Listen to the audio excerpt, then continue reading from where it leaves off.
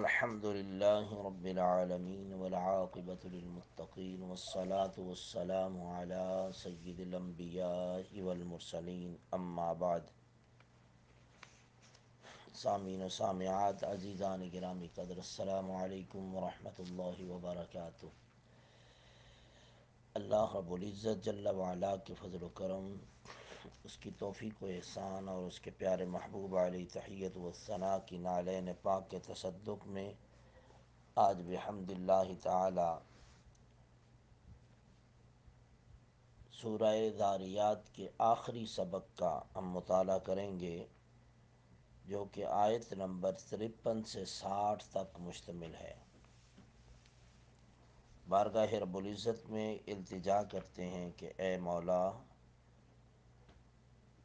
اپنے پیارے حبیب مکرم شفیع معظم حضور پر نور سید العالمین محمد رسول اللہ صلی اللہ علیہ وآلہ وسلم کے تصدق میں قرآن مجید کے فیض سے ہمارے سینوں کو بہرور فرما، اور سمجھنے کے لیے، قرآن پر عمل کرنے کے لیے ہمیں توفیق رفیق عطا فرما۔ اعوذ باللہ من الشیطان الرجیم، بسم اللہ الرحمن الرحیم۔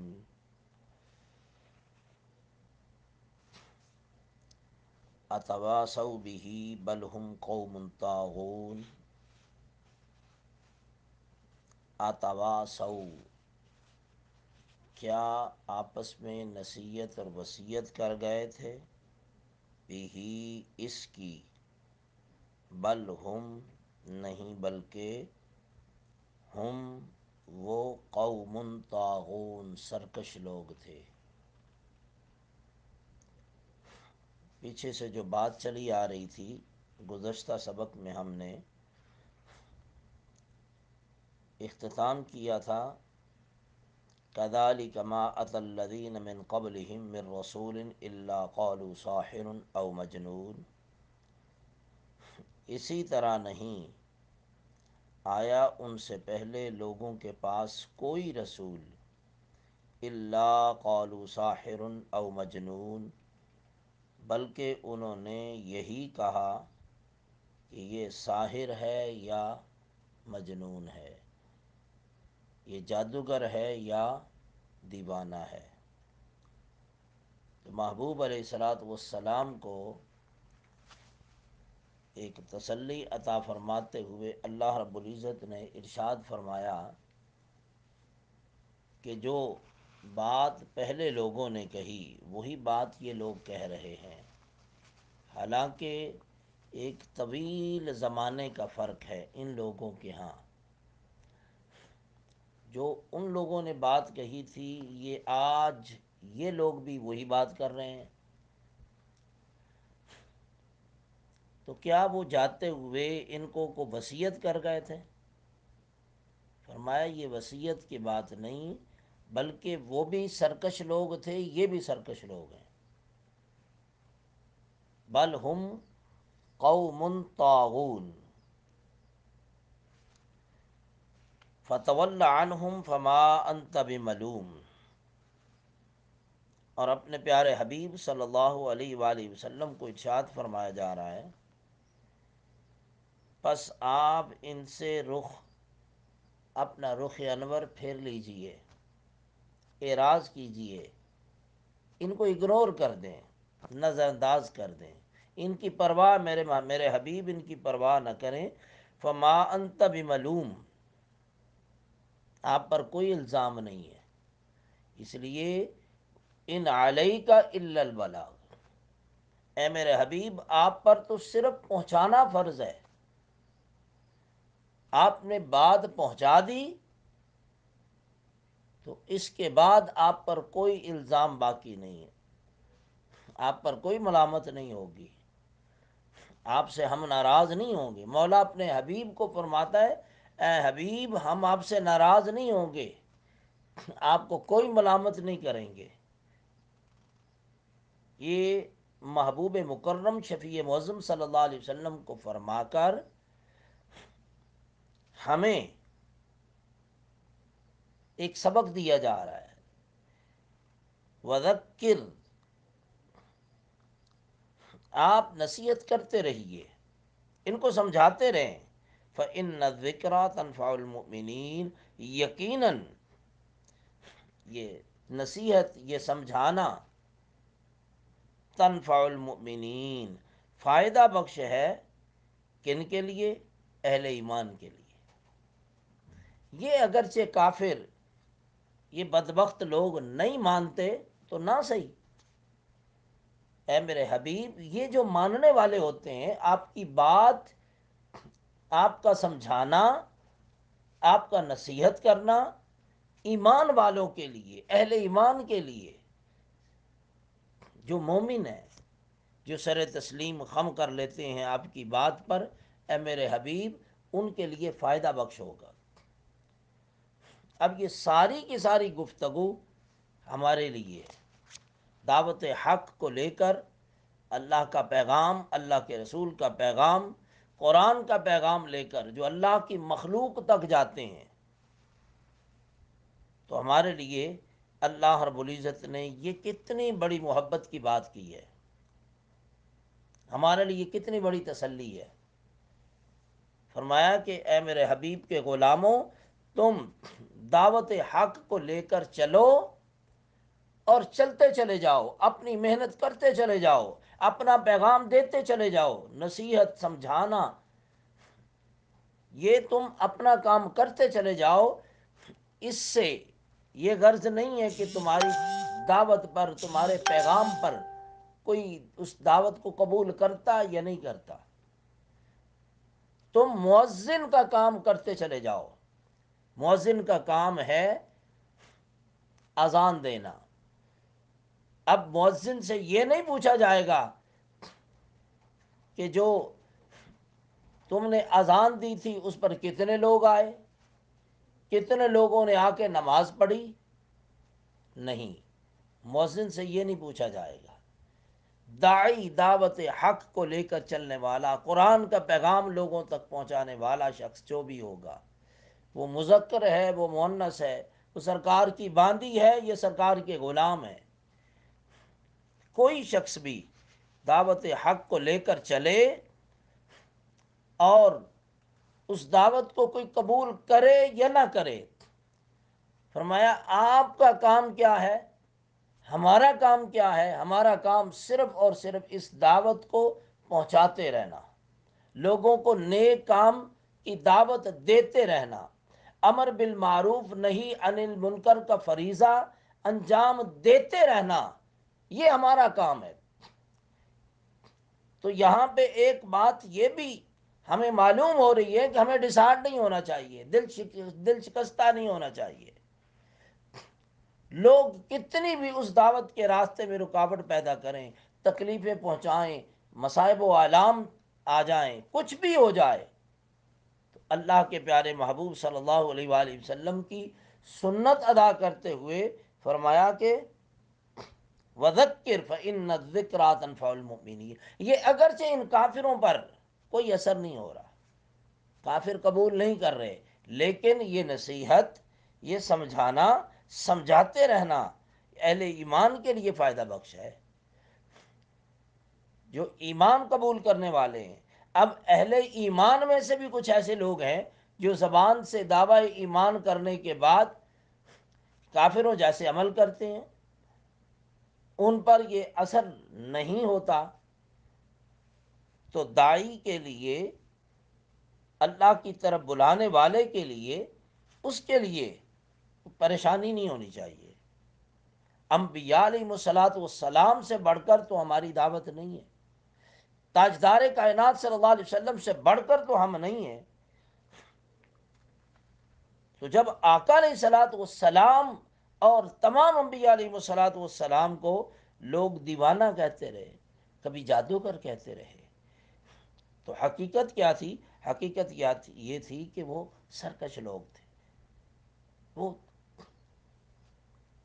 نافرمان لوگ تھے. آگے ارشاد فرمایا وما خلقت الجن والانس الا لیعبدون. فرمایا کہ ہم نے وما خلقت، نہیں پیدا کیا میں نے جن اور انسان کو الا لیعبدون مگر اپنی عبادت کے لیے، ما ارید منہم من رزق وما ارید ان یطعمون، نہ طلب کرتا ہے ان سے، ما ارید نہ طلب کرتا ہوں میں، منہم ان سے، من رزق رزق، وما ارید اور نہ یہ طلب کرتا ہوں، ان یطعمون کہ مجھے کھلاؤ، کہ مجھے وہ کھلائیں، نہ ان سے کوئی کھانے کا مطالبہ ہے، کھانے سے بھی پاک ہوں، نہ کو میں رزق چاہتا ہوں، کوئی لالچ نہیں ہے۔ یہ انسان اور جنات کو جو پیدا کیا ہے، ان پیدا کرنے کے لیے مجھے کوئی لالچ نہیں ہے، مجھے کوئی طمع نہیں، مجھے کوئی حاجت نہیں ہے۔ اللہ رب العزت حاجتوں سے پاک ہے، اسے کوئی لالچ نہیں ہے۔ ان اللہ بلکہ اللہ رب العزت، ان اللہ هو الرزاق، فرمایا وہ تو رزاق ہے، ایک رازق رزق دینے والا، اور ایک رزاق، هو الرزاق ذو القوة المتین۔ اب قرآن مجید نے اللہ رب العزت کے جو صفاتی نام بیان فرمائے ہیں، خالی رزاق نہیں بیان کیا، فرمایا کہ هو الرزاق ذو القوة المتین، وہ تو قوتوں والا ہے۔ ان اللہ هو الرزاق ذو القوة المتین، وہ زور آور ہے، قوت والا ہے۔ اس کے متعلق یہ سوچ رکھنا کہ وہ کچھ چاہتا ہے، نہیں، بلکہ وہ تو خود رزاق ہے، پوری کائنات میں رزق تقسیم کرنے والا ہے، اور بہت زیادہ رزق دینے والا ہے، وہ قوتوں والا ہے، قدرتوں والا ہے، وہ طاقتوں والا ہے، زور آور ہے، اس کو کوئی عاجز نہیں کر سکتا۔ فَإِنَّ لِلَّذِينَ ظَلَمُوا ذَنُوبًا مِثْلَ ذَنُوبِ أَصْحَابِهِمْ فَلَا يَسْتَعْجِلُونَ۔ فَإِنَّ لِلَّذِينَ پس ان ظالموں کے لیے، فَإِنَّ لِلَّذِينَ ظَلَمُوا فَإِنَّ بے شک لِلَّذِينَ ان لوگوں کے لیے، ظَلَمُوا جنہوں نے ظلم کیا، ذنوبًا مثل ذنوب اصحابہم، اسی طرح کا حصہ ہے، اسی طرح کی سزا ہے، مثل ذنوب اصحابہم جیسا انہوں نے اپنے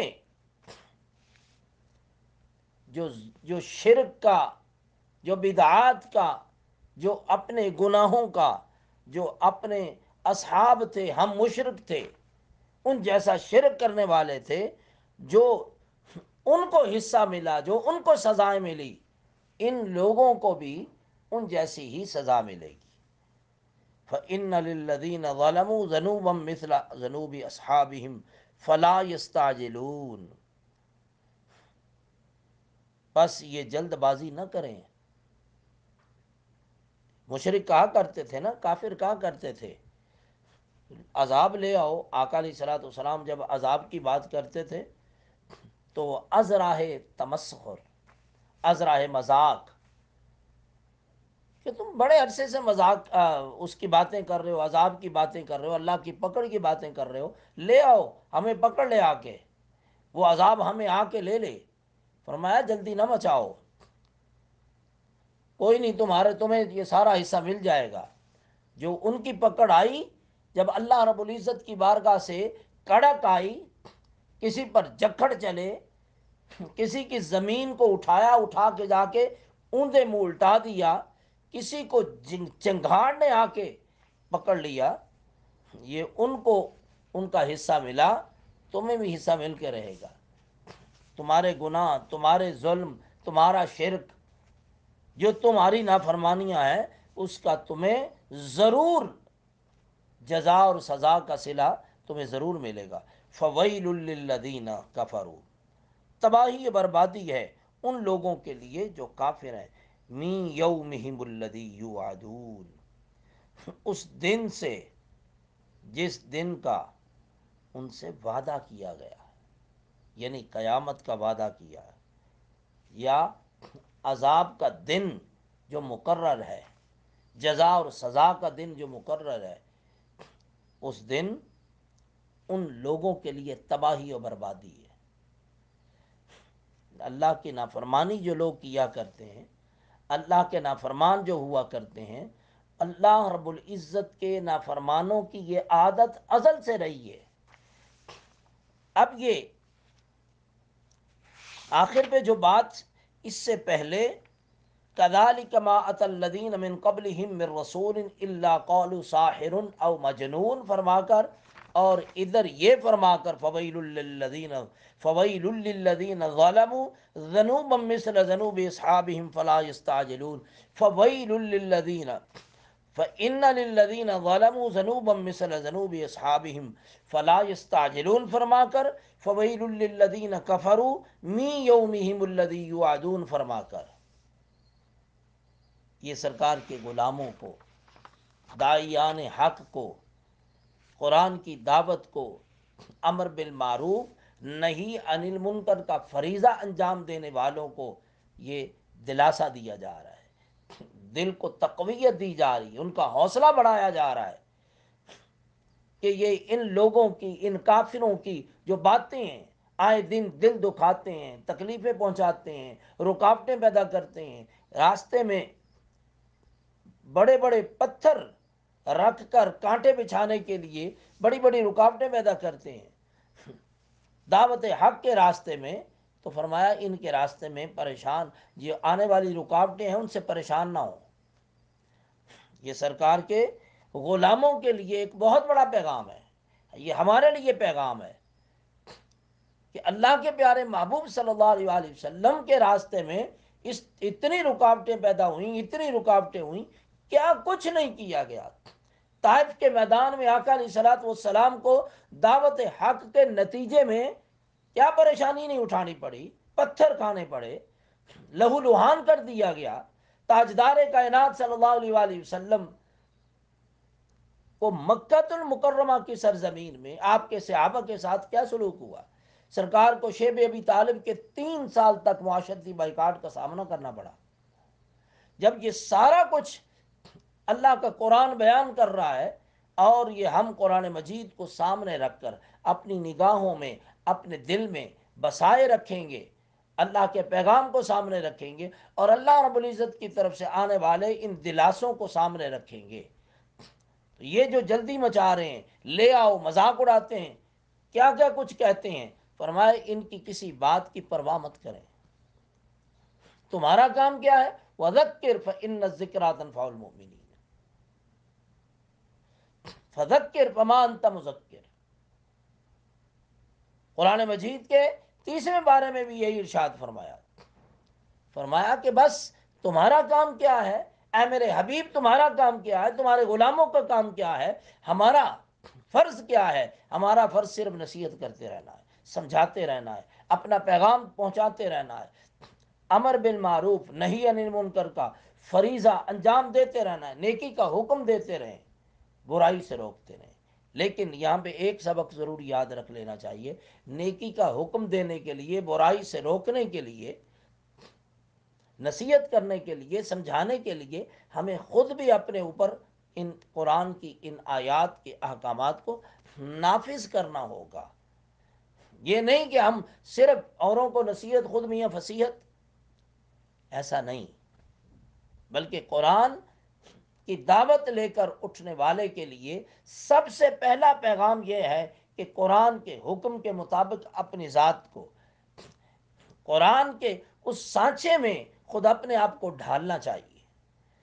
جب تک ہم خود اپنی ذات پر قرآن کے احکامات کو نافذ نہیں کریں گے، اب ایک بیٹی ہے، وہ کسی کو دعوت دے کہ تم پردہ داری اختیار کرو، حیاداری اختیار کرو، خود بے پردگی کا راستہ اختیار کر رہی ہو، کسی کو نماز کی ہم دعوت دیں، خود ہم بے نمازی ہوں، کسی کو ہم نیکی کا حکم دیں، خود وہ نیکی نہ کرتے ہوں، ہم کسی کو برائی سے روکتے ہوں، خود اس برائی سے نہ رکتے ہوں، تو پھر اس کا اثر بھی نہیں ہوگا، اس داعی کی بات پر، اس کی دعوت پر لبیک کہنے والا کوئی نہیں ہوگا۔ ایک طرف تو یہ ہے، دوسری طرف دعوت پر کوئی شخص لبیک کہے دل سے، اخلاص سے، نیک نیتی کے ساتھ، ہم میں سے کوئی شخص بھی دعوت حق لے کر چلتا ہے، کسی کو سمجھانے کا فریضہ انجام دیتا ہے، قرآن کی دعوت لے کر چلتا ہے، تو اس کے راستے میں کچھ بھی آ جائے، اس دعوت کو کوئی قبول کرے یا نہ کرے، مذاق اڑایا جائے، تکلیف ہو، کچھ بھی ہو، اللہ رب جل مجدہ ہمارے لیے محبت کا پیغام دیتا ہے کہ اس سے جن کے دلوں میں ایمان راسخ ہو چکا ہے، جن کے دل میں ایمان کی شمع روشن ہو چکی ہے، جن کے دلوں کو اللہ رب العزت نے ایمان کے لیے چن لیا ہے، وہ ضرور اس سے فائدہ اٹھائیں گے۔ جیسا کہ قرآن مجید فرقان حمید نے ابتدا میں ارشاد فرمایا، الف لام میم ذالک الکتاب لا ریب فیہ، فرمایا کہ اس عظیم کتاب جس کو ہم نے نازل کی ہے، ذالک الکتاب، یہ جو عظیم کتاب ہے، ہدی للمتقین، اسی سورہ مبارکہ کے اگلے حصے میں ارشاد فرمایا ہدی للناس، یہ پوری کائنات کے انسانوں کے لیے یہ ہدایت ہے، لیکن اس سے فائدہ کون اٹھاتا ہے؟ ہدی للمتقین، ہدایت کا فائدہ صرف متقین اٹھاتے ہیں۔ یہاں پہ فرمایا فَإِنَّ الذِّكْرَ تَنفَعُ الْمُؤْمِنِينَ، یہ سمجھانا، یہ نصیحت، اس کا فائدہ کون اٹھاتا ہے؟ جس کے دل میں ایمان کی شمع روشن ہو چکی ہے، جس کے دل میں محبت رسول کا چراغ روشن ہو چکا ہے، جو عشق رسول سے، محبت رسول سے اپنے آپ کو لبریز کر چکا ہوا ہے۔ اس کا معنی یہ نہیں کہ صرف اور صرف ہم زبان سے عشق رسول کا دعویٰ کرتے چلے جائیں، جو آج ہمارا حال ہو چکا ہوا ہے۔ ساری رات ہم محفل نعت کرتے ہیں، محافل کرتے ہیں، میلاد پہ ساری رات ہم میلاد کرتے ہیں، لیکن صبح فجر کی نماز ہم ضائع کر بیٹھتے ہیں۔ اس پر ہمیں غور و فکر کرنا چاہیے، یہ عشق رسول نہیں ہے۔ عشق رسول کیا ہے؟ عشق رسول نماز ترک کرنے میں نہیں ہے، عشق رسول آقا علیہ الصلوۃ والسلام کی سنتوں کو پامال کرنے میں نہیں ہے۔ عشق اور محبت رسول تاجدار کائنات صلی اللہ علیہ وسلم کی ایک ایک ادا کو اپنا لینے کا نام ہے، اور پھر خود تصویر محبوب بن کر، آقا علیہ الصلوۃ والسلام کی تصویر بن کر سر تپا جو دیکھے وہ یہ پکار اٹھے، یہ غلام مصطفیٰ صلی اللہ علیہ وآلہ وسلم ہے۔ اللہ رب العزت کی بارگاہ بے کس پناہ میں دعا ہے، اپنے محبوب صلی اللہ علیہ وسلم کے تصدق میں ہمیں آقا علیہ الصلوۃ والسلام کی سنت و سیرت کا ہمیں ایسا اللہ رب العزت سنت و سیرت مصطفیٰ صلی اللہ علیہ وآلہ وسلم کا ایسا مصداق بنا دے کہ مولا بھی خوش ہو جائے، اللہ کے رسول صلی اللہ علیہ وسلم بھی خوش ہو جائے۔ وما علینا الا البلاغ، والسلام علیکم ورحمۃ اللہ وبرکاتہ۔